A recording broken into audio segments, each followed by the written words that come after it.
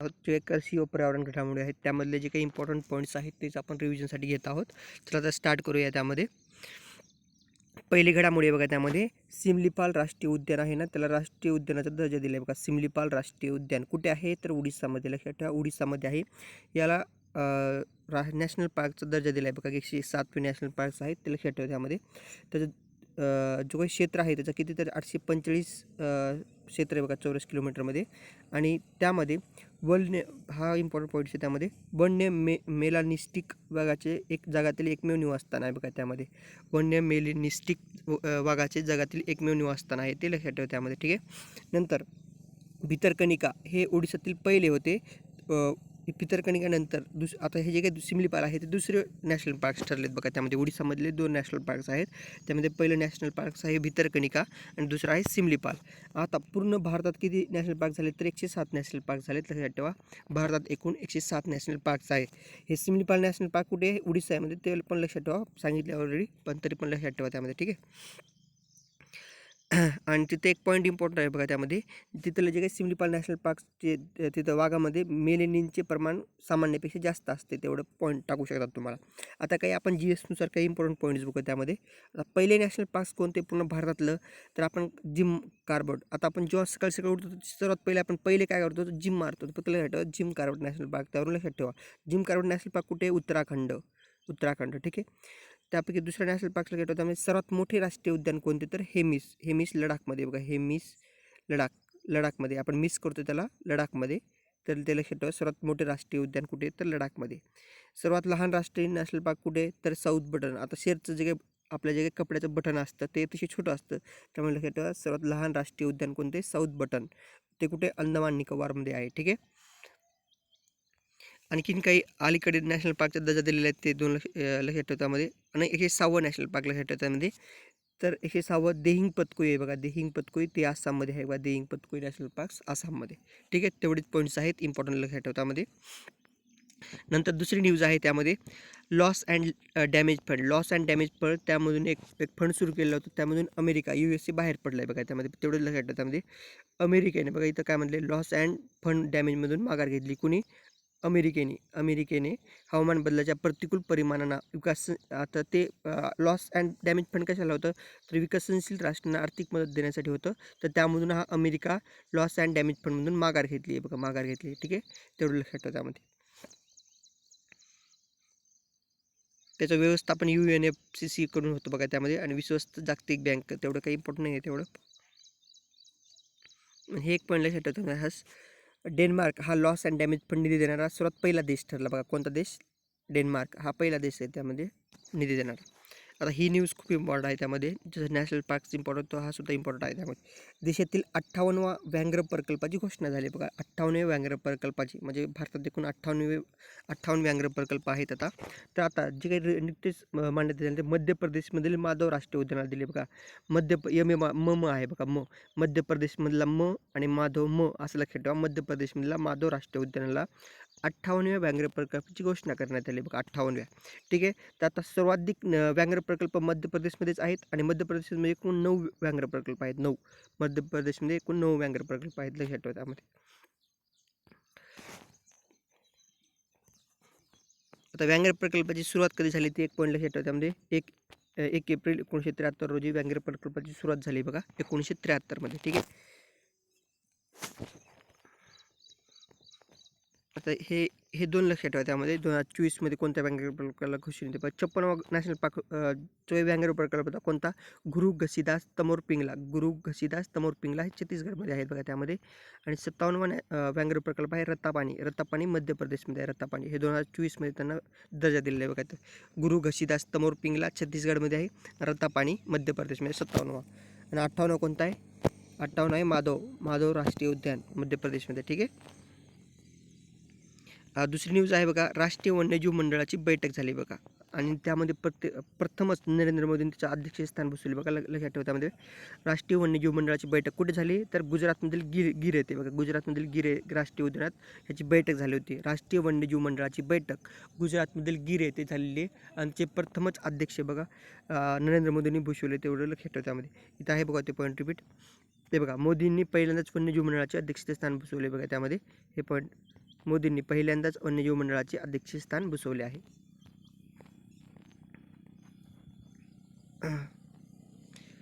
आता त्या बैठकीत काही निर्णय गेले ते वाचून घे, तेवढं काही इम्पॉर्टंट नाही पण तरी पण वाचून घे त्यामध्ये. नंतर आहे डॉल्फिन सर्वेक्षण. डॉल्फिन सर्वेक्षणमध्ये इम्पॉर्टंट आहे बघा हे.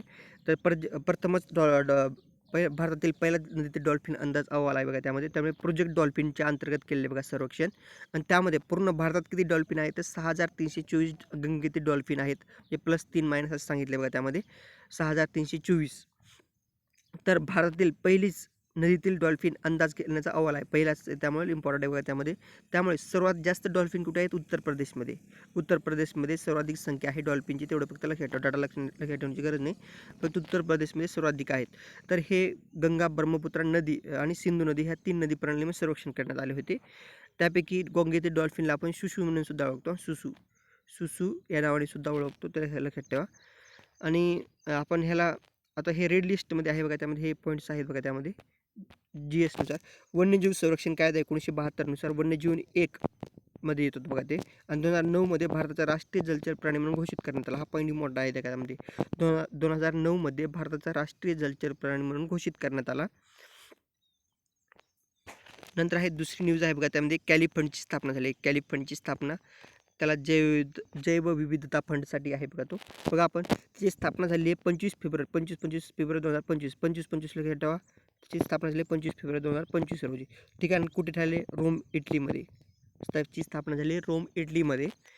आणि कोलंबियामध्ये आहे. कोलंबियातील कॅली येथे या निधीची स्थापना करण्यात आली.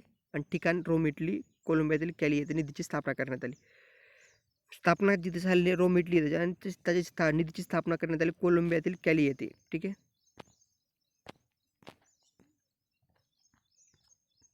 त्यामध्ये कोणती इम्पॉर्टंट नाही. नंतर बघा काही संक्षिप्त पर्यावरण घोडेमोडे बघणार आहोत त्यामध्ये.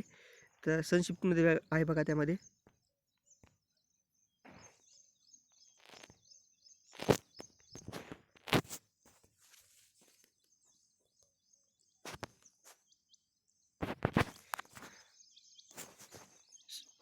संक्षिप्त पर्यावरण घडामोडी आहे बघा त्यामध्ये. फर्स्ट जम्पिंग स्पायडरचा बघा त्यामध्ये फर्स्ट घडामोडी आहे, जम्पिंग स्पायडरचा नव्या प्रजातीचा शोध लागला आहे. जम्पिंग स्पायडरचा नव्या प्रजातीचा शोध लागला. अमरावती जिल्ह्यातील मेळघाटच्या जंगलात बघा कुठे झाला आहे, अमरावती जिल्ह्यातील मेळघाटच्या जंगलात शोध लागला आहे. फक्त एवढं लक्षात ठेवा, अमरावती जिल्ह्यातील मेळघाटच्या जंगलात जम्पिंग स्पायडरच्या नव्या जातीचा शोध लागला. ठीक आहे. नंतर दुसरी न्यूज आहे बघा त्यामध्ये, उंटरुंकू ज्वालामुखी. आता उंटरुंकू ज्वालामुखी कुठं झालं आहे फक्त तेवढं लक्षात. बोलिव्हियामधील उंटरुंकू येथे. बोलिव्हियामध्ये झालं आहे. बोलिव्हियामधील उंटरुंकू येथे ज्वालामुखीचा उद्रेक झाला आहे. फक्त तेवढं लक्षात ठेवा. नंतर आहे ऊसाच्या FRP मध्ये वाढ करण्यात आली. ऊसाच्या FRP मध्ये किती रुपयांनी तर 150 रुपयांनी वाढ करण्यात आली आहे. ते आता 3550 रुपयांना दर मिळणार आहे. म्हणजे 150 रुपयाची वाढ आहे. आता दर किती? 3550 रुपयाचा दर मिळणार आहे त्याला. नंतर आहे सुरत उत्सर्जन व्यापार योजना. सुरत उत्सर्जन व्यापार योजना कशासाठी बघा त्यामध्ये, तर शिकागो विद्यापीठ, येल युनिव्हर्सिटी बघा, शिकागो विद्यापीठ, येल युनिव्हर्सिटी आणि Abdul Latif Jameel poverty action lab बघा 3 विद्यापीठच्या भागातील शिकागो विद्यापीठ आहे, त्यामध्ये येल युनिव्हर्सिटी आहे आणि Abdul Latif Jameel poverty action lab यांच्या भागीदारीतून गुजरातच्या सुरत येथे सुरू करण्यात आला आहे सुरत उत्सर्जन व्यापार योजना. ठीक आहे. तिघांच्या भागीदारीतून निर्माण झालेलं आहे, तो लक्षात ठेवा त्यामध्ये. नंतर आहे DPS फ्लेमिंगो तलाव संवर्धन राखीव. DPS फ्लेमिंगो तलाव संवर्धन राखीव क्षेत्र. महाराष्ट्र राज्य वन्यजीव मंडळाने DPS फ्लेमिंगो तलावाला संवर्धन बघा, ह्याला DPS फ्लेमिंगो तलाव आहे ना, त्याला संवर्धन राखीव म्हणून घोषित करण्यात मान्यता दिली. फक्त तेवढे लक्षात ठेवा त्यामध्ये. नंतर आहे चित्त्याच्या 5 बछड्यांचा जन्म झाला आहे बघा त्यामध्ये. तर निर्वा नावाच्या चित्त्याचे, कोणत्या निर्वा नावाच्या चित्त्याचे 5 बछड्यांचा जन्म दिल्याची माहिती मध्य प्रदेश मुख्यमंत्री मोहन यादव यांनी दिली आहे बघा. नाव लक्षात ठेवा त्याचं, कोणते? निर्वा नावाच्या चित्त्याने 5 बछड्यांना जन्म दिला आहे. ठीक आहे. नंतर आहे बोत्सवानातून 8 चित्ते लवकरच भारतात बघा. पहिले सुद्धा आपण आणलेले बघा निमिबियातून, नंतर दक्षिण आफ्रिकेतून 12 आणलेले आहे 2023 मध्ये. 2022 मध्ये निमिबियातून 8 आणलेत. 2023 मध्ये दक्षिण आफ्रिकेतून 12 आणले होते. तर आता कुठून बोत्सवानातून आणलं आहे. बोत्सवानातून 8 चित्ते भारतात आणणार आहेत बघा, ते लक्षात ठेवा. बोत्सवानातून 8 चित्ते भारतात आणणार. नंतर आहे गांधीसागर वन्यजीव अभयारण्य.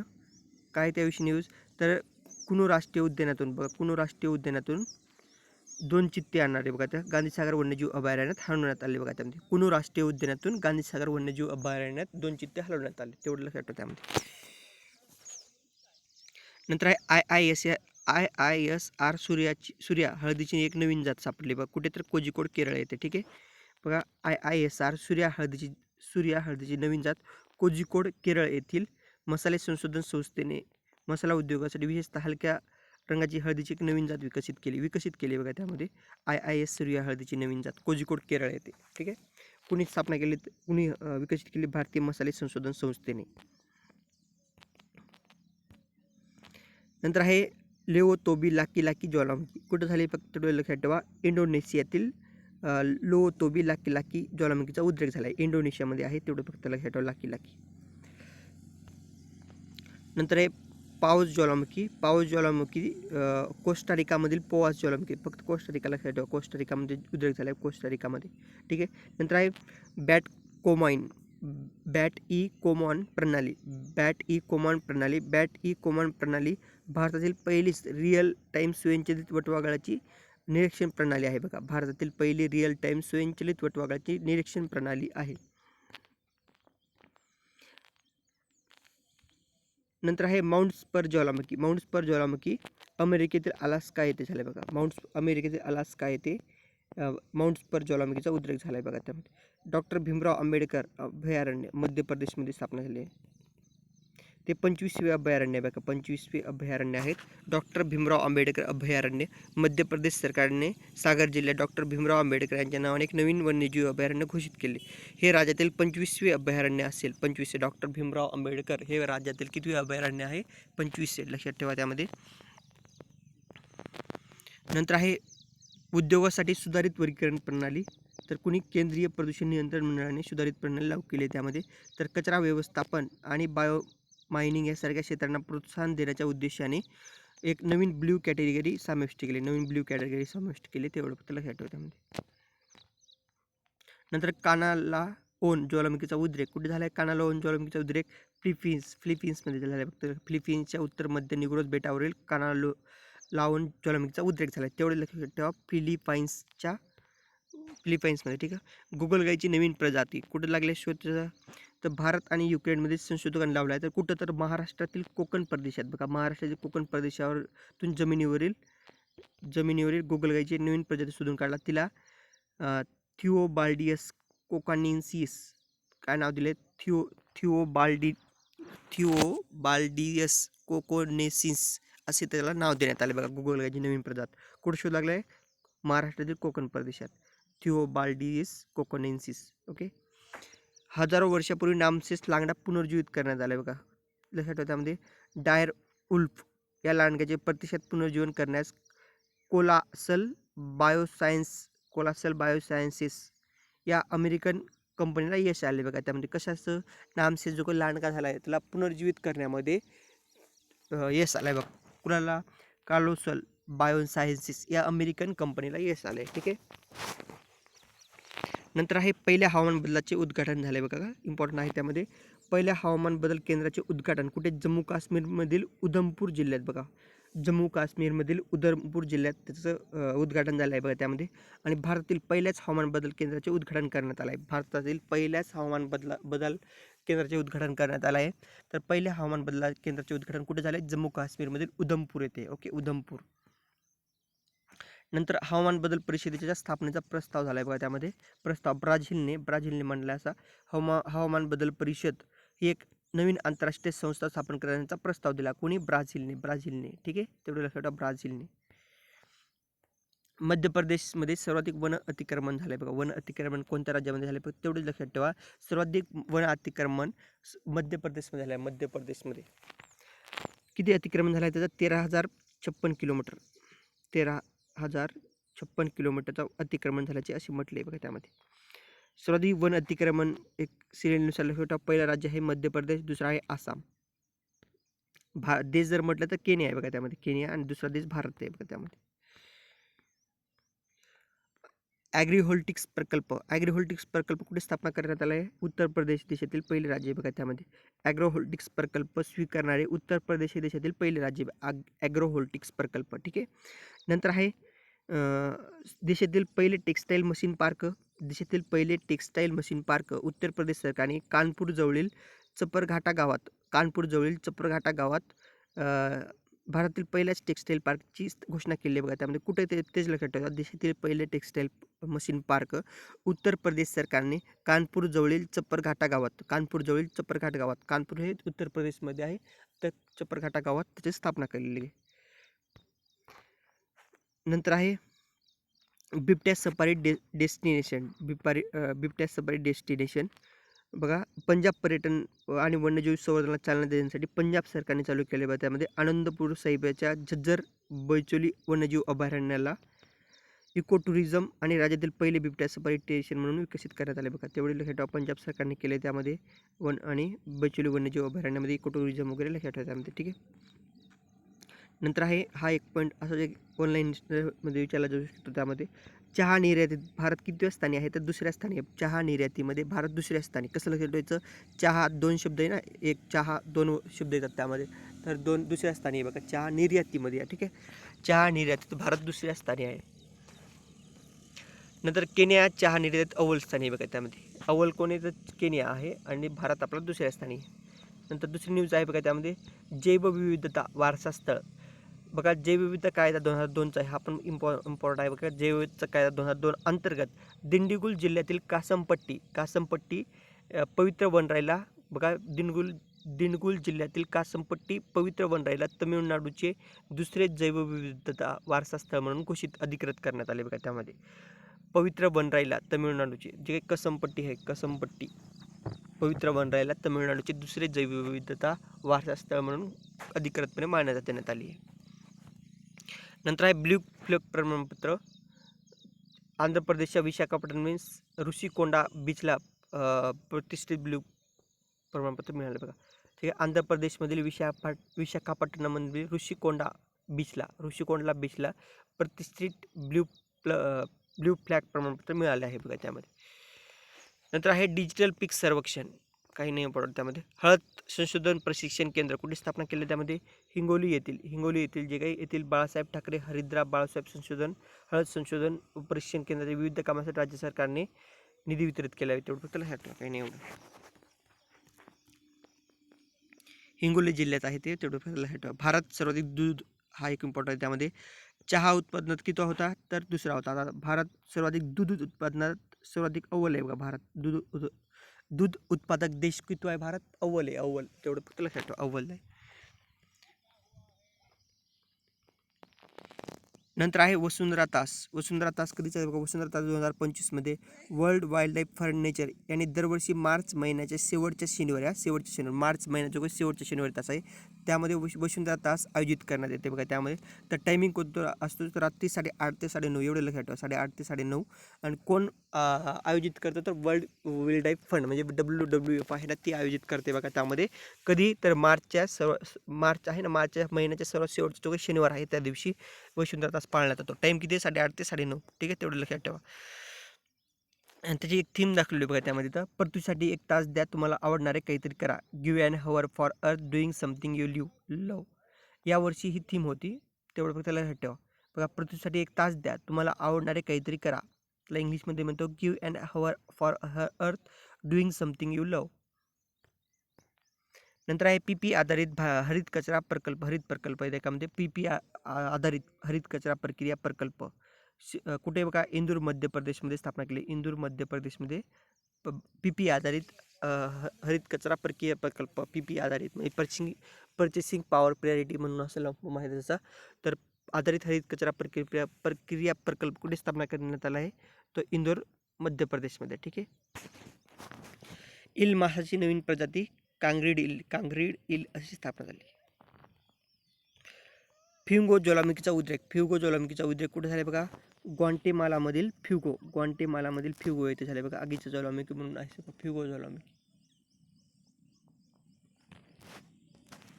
नंतर आहे पिलीभीत व्याघ्र प्रकल्प. कुठे? पिलीभीत व्याघ्र प्रकल्प उत्तर प्रदेशामधील पिलीभीत व्याघ्र प्रकल्प हे गेंड्यासाठी एक नवीन अभयारण्य असणार आहे बघा. पिलीभीत व्याघ्र प्रकल्प कुठे येते लक्षात ठेवा, उत्तर प्रदेशामध्ये पिलीभीत व्याघ्र प्रकल्प आहे आणि ते गेंड्यासाठी प्रसिद्ध आहे बघा. त्यामध्ये जनुक संपादित केळी विकसित, युनायटेड किंगडममध्ये ट्रॉफिक या बायोटिक कंपनीने जनुक संपादित केळी विकसित केली आहे बघा. त्यामध्ये अमृत जैवविविधता उद्यानाचे उद्घाटन केले बघा. कुठे, दिल्लीमध्ये. फक्त तेवढं लक्षात ठेवा, कुठं उद्घाटन केले, दिल्लीमध्ये. अमृत जैवविविधता उद्यानाचे उद्घाटन केले दिल्लीमध्ये. नंतर आहे ग्रीन हायड्रोजन 2G इथेनॉल उत्पादक सुविधा. कुठे केले सुविधा ही, तर ग्रीन हायड्रोजन आणि 2G इथेनॉल उत्पादक सुविधा भारतातील पहिलीच एकात्मिक API ग्रीन हायड्रोजन आणि 2G इथेनॉल उत्पादन सुविधा हिमाचल प्रदेशातील सोलन येथील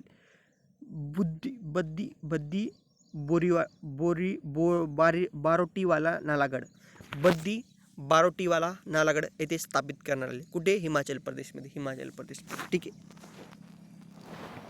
नंतर आहे अल्फ्रेड चक्रीवादळ कुठे आले बघा, ऑस्ट्रेलियामध्ये आले बघा. ऑस्ट्रेलियामध्ये, तेवढे लक्षात ठेवा. ऑस्ट्रेलिया अल्फ्रेड चक्रीवादळ लक्षात ठेवा. Alfred Australia. ठीक आहे.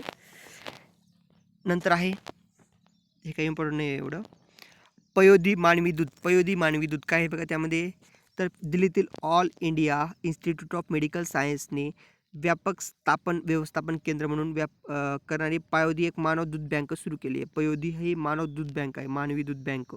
कुणी चालू केले लक्षात ठेवा, त्यामध्ये कुणी चालू केले, दिल्लीतील एम्स आहे ना, एम्स म्हणतो आपण शॉर्ट फॉर्ममध्ये, एम्सने सुरू केले, एम्सने. नंतर आहे वनतराचे उद्घाटन केले, इम्पॉर्टंट आहे. त्यामध्ये पंतप्रधान नरेंद्र मोदी यांनी गुजरातमधील जामनगर येथे वनतरा या प्राणी बचाव संवर्धन पुनर्वसन केंद्राचे उद्घाटन केले बघा. ते इम्पॉर्टंट आहे. त्यामध्ये गुजरातमधील जामनगर येथे. नंतर आहे, आता हे थोडे न्यूजमध्ये आहे त्यामुळे आपण थोडंसं डिटेलमध्ये बघू ही न्यूज बघा. त्यामध्ये पंतप्रधानांनी उद्घाटन केले, त्यामध्ये गुजरातमध्ये जामनगर येथे वनतरा या प्राणी बचाव संवर्धन पुनर्वसन केंद्राचे उद्घाटन केले. या केंद्रामध्ये अत्याधुनिक वन्यजीव रुग्णालय देखील आहेत आणि 3500 एकर क्षेत्रामध्ये पसरलेले हे जगातील सर्वात मोठे प्राणी बचाव पुनर्वसन आणि संवर्धन केंद्र, जगातील सर्वात मोठे आहे बघा त्यामध्ये. आणि रिलायन्स इंडस्ट्रीज बघा, त्याचे लिमिटेड आणि रिलायन्स फाउंडेशन यांनी जामनगर रिफायनरी कॉम्प्लेक्सच्या सुविधेची स्थापना केली बघा. रिलायन्सची संबंधित आहे बघा, रिलायन्सनी स्थापना केली, ते लक्षात ठेवा. त्यामध्ये हे पॉईंट्स रिपीट थोडंसं न्यूजमध्ये आहे. हत्ती वगैरे तिथं निर्यात केलं, म्हणजे तिथं लिहिलेलं, त्यामुळे तिथं थोडीशी न्यूजमध्ये आहे ती न्यूज. घरियाल संवर्धन कशा संबंधित आहे बघा, तर मध्य प्रदेशचे मुख्यमंत्री मोहन यादव यांनी मोरेना येथील राष्ट्रीय चंबळ घरियाल अभयारण्यात चंबळ नदीत 10 घरियाल मगरी सोडले आहे बघा. त्यामध्ये मध्य प्रदेशचे मुख्यमंत्री आहे ना, मोहन यादव यांनी मोरेना येथील राष्ट्रीय चंबळ घरियाल अभयारण्यात चंबळ नदीत 10 घरियाल तिथे सोडण्यात आलेले आहेत त्यामध्ये. ठीक आहे. नंतर आहे माउंट फेंटेल ज्वालामुखी कुठे बघा, इथिओपियामध्ये. इथिओपियाच्या माउंट फेंटेल ज्वालामुखीचा आहे बघा, इथिओपियामध्ये, तेवढं लक्षात ठेवा. नंतर चिरांग रिपू हत्ती अभयारण्य आसाम मंत्रिमंडळ चिरांग रिपू हत्ती अभयारण्याला राज्यातील 8वे राष्ट्रीय उद्यान म्हणून घोषित केले बघा. त्यामध्ये राज्यातील 8वे चिरांग रिपू हत्ती अभयारण्य कुठे आहे, ते आसाममध्ये आहे. आसाम, चिरांग रिपू हत्ती अभयारण्य आसाममध्ये आहेत आणि चिरांग रिपू हत्ती अभयारण्याला राज्यातील 8वे राष्ट्रीय उद्यान म्हणून घोषित करण्यात आले. ठीक आहे. नंतर आहे, हे काही इम्पॉर्टंट नाही त्यामध्ये. नंतर घरियाल राज्य कोणते, मध्य प्रदेश, तेवढे फक्त लक्षात ठेवा. ओके मित्रांनो, इथं आपला जे काही कृषी घडामोडी आहेत आणि पर्यावरण घडामोडी ते संपलेले आहेत बघा इथं. Okay, thank you.